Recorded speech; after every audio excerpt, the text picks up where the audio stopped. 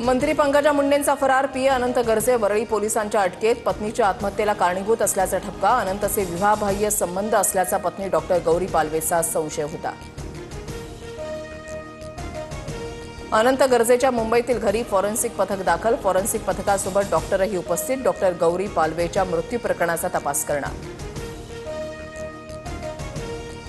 पोलिसांनी योग्य तपास करून कारवाई करावी. पीएची पत्नी गौरी गर्जेच्या मृत्यू प्रकरणामध्ये पंकजा मुंडेंचे आदेश. तर सेटलमेंट करण्यासाठी पोलीस स्टेशनला कोण गेलं होतं, दमानी यांचा पंकजा मुंडेंना सवाल. महायुतीच्या प्रचार सभांचा धडाका. फडणवीसांची आज त्र्यंबकेश्वर, कोपरगाव, भुसावळ, शहादा तालुक्यात सभा. अजित पवार जिंतूर, नांदेड आणि अंबाजोगाईमध्ये सभा घेणार. तर शिंदे पिंपरनेर, मनमाड, श्रीरामपूर, सिन्नर, सटाण्यामध्ये प्रचार करणार. कोल्हापूर विमानतळ हद्दीमधील रस्ता बंद झाल्यानं तामगाव ग्रामस्थ आक्रमक. वाहतुकीला अडचणीसह रुग्ण आणि शाळकरी मुलाचे हाल होत असल्याचा आरोप. रस्ता खुला न केल्यास निवडणुकीवर बहिष्कार टाकण्याचा ग्रामस्थांचा इशारा. बीड नगरपालिका निवडणुकीमध्ये आमदार पंडित विरुद्ध योगेश क्षीरसागर संघर्ष टोकाला. तुमचा सोक्षमोक्ष कसा लावायचा सांगायची गरज नाही. लोकशाहीच्या उत्सवात खोडा घालण्याचा प्रयत्न केल्यास याद राखा. अजितदादा बीडचे पालकमंत्री.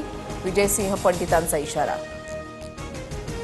आमच्या 4 उमेदवारांना प्रत्येकी 20 लाख देऊन फोडलं. अजितदादांच्या राष्ट्रवादीकडून बिनविरोध नगरसेवक निवडून आणण्यासाठी दबाव तंत्राचा वापर. युगेंद्र पवारांचा बारामतीमध्ये आरोप. चेंबूरमध्ये देवीच्या मूर्तीला माउंट मेरी बनवलं. वाशीनाका स्मशानभूमीतली घटना. बजरंग दल आक्रमक. कार्यकर्त्यांकडून स्मशानभूमीत आरती. गुन्हा दाखल. पुढील तपास सुरू. जस्टिस सूर्यकांत देशाचे 53वे सरन्यायाधीश. राष्ट्रपती द्रौपदी मुर्मू यांनी दिली पद आणि गोपनीयतेची शपथ. 14 महिन्यांचा कार्यकाळ असणार. शपथविधीवेळी माजी सरन्यायाधीश गवईंसोबत सूर्यकांत यांची गळाभेट.